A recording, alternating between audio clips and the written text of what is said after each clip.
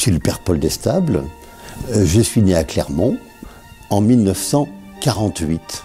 Alors pour faire le lien avec la cathédrale, elle est aussi de 48, mais de 1248. Le meilleur moyen d'être prêtre, c'est d'abord d'être chrétien. Et comme tout chrétien, la première chose à me demander le matin, à quel moment je vais dire oui à Dieu.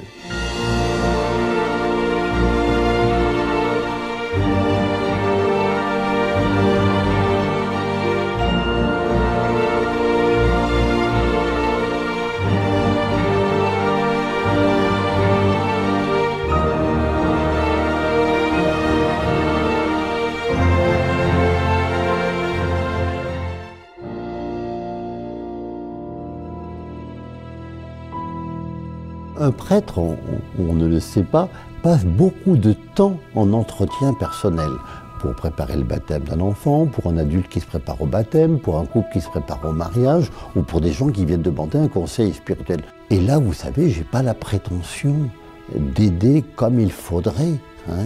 J'essaie de donner le meilleur de moi-même et souvent le meilleur de soi-même, c'est l'écoute.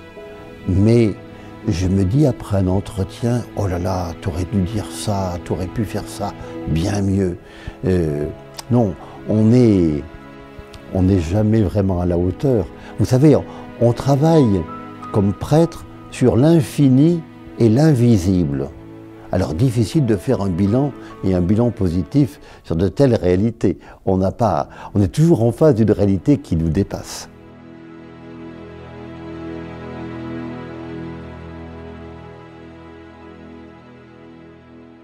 J'ai habité Place de la Victoire à partir de l'âge de 5 ans et chaque fois que j'ouvrais mes volets, je voyais la cathédrale.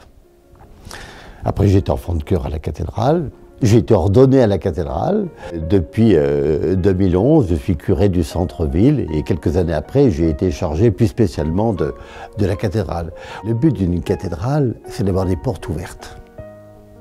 Elle a des portes ouvertes qui accueillent bien sûr ceux qui viennent pour une célébration, ceux qui viennent pour un temps de recueillement, ceux qui viennent pour visiter, elle est très belle, mais aussi tous ceux qui viennent pour chercher un moment de paix. Alors qu'ils ont un moment difficile dans leur existence, une rupture, une épreuve de santé, ou bien une joie à partager, mais souvent comme plutôt quelque chose de difficile qu'ils veulent confier. J'aime bien le mot générosité. Si elle est visible, ce n'est pas pour écraser, c'est pour accueillir.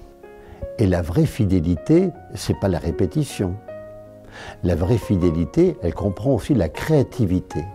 Parce qu'on est fidèle à quelqu'un. Alors j'essaye d'être fidèle au Christ et d'être fidèle aussi aux personnes que je rencontre et constamment être inventif pour rendre l'Évangile accessible et audible pour nos contemporains. Et pour moi, ce qui marie la tradition et la modernité, c'est le mot fidélité. Ah oui, alors on peut parler de Notre-Dame-du-Port. Je suis très attaché à Notre-Dame-du-Port, Notre-Dame de tendresse. Je suis un peu peiné des fois que les Clermontois oublient qu'il y a un lieu de pèlerinage à Clermont. Dans ce lieu où depuis le VIe siècle, des chrétiens viennent prier auprès de Marie. Les fêtes de Notre-Dame-du-Port ont connu bien sûr la tourmente révolutionnaire. En plein XIXe siècle, la statue a été volée. Ensuite, à partir de 1903, la commune, la municipalité a interdit les fêtes de procession du port pendant 30 ans. Et donc après le Covid, le pèlerinage du port en a vraiment connu d'autres. Et donc, il fallait être aussi courageux et inventif que nos prédécesseurs. Le 18 mars 2020, notre premier acte de la paroisse a été de créer une chaîne YouTube pour communiquer avec les paroissiens. Et dès le 18 mars, j'ai adressé un message aux paroissiens pour qu'on maintienne les liens. Et donc les fêtes du port sont arrivées au mois de mai. On a bien voulu continuer l'attachement à Notre-Dame-du-Port, qui en a connu d'autres. Et donc on a bien besoin de ce visage de Marie, tendresse de Dieu. Alors nous sommes un peu à distance à cause du confinement. Je dois vous avouer que j'ai pleuré. J'ai pleuré de savoir que vous n'étiez pas là, vous les pèlerins de Notre-Dame-du-Port. Et si le Christ nous donne un ministère de réconciliation, c'est bien parce que ce monde est dur. Et ça date pas de 6 mois ou il y a 2 ans. C'est la réalité profonde du monde qui nous appelle à vivre ce ministère de la réconciliation. C'est une des plus belles définitions. Le prêtre à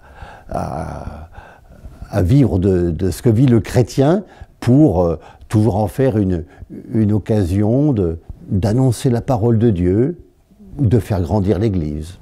Il se trouve que l'histoire de mon ministère m'a fait rencontrer des gens du monde entier par les ministères que j'ai eus, et en particulier avec les chrétiens d'Orient. Je me suis trouvé en lien avec eux, j'essaie d'être fidèle à cette amitié qui est née, et puis je parraine une famille égyptienne. L'histoire a commencé en 1996 et elle continue, et c'était pour moi une ouverture à ces chrétiens d'Orient, et je les ai rencontrés, je suis là-bas, et j'essaye d'éveiller les chrétiens d'ici aussi à cette amitié et cette fidélité vis-à-vis des chrétiens d'Orient. C'est un exemple parmi d'autres. Ma première rencontre avec les chrétiens d'Orient, c'est à Paris en 1993, le comité de soutien au Liban, et très vite, j'ai participé le dimanche à la paroisse maronite rue d'Ulm à Paris. Ensuite, ayant préparé les Journées mondiales de la jeunesse de Paris, j'ai beaucoup développé les liens avec le Liban pour qu'ils puissent vraiment participer, être acteurs. Et voilà, de fil en aiguille. Et après, il y a eu d'autres... C'est des rencontres. C'est la vie qui m'a offert des liens. Et comme souvent en pastoral, comment ces liens peuvent devenir une histoire sainte. J'ai été ordonné prêtre à la cathédrale de Clermont le 29 juin 1973 par Monseigneur de la Chanonie. Nous étions 5 à être ordonnés en même temps.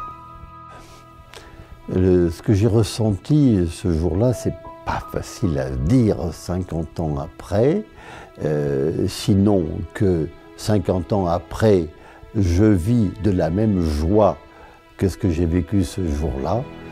Ce que je peux vous dire quand même, c'est que c'est une chanson du Père Duval, un refrain que je fredonnais intérieurement ce jour-là et que je fredonne avec autant d'émotion aujourd'hui.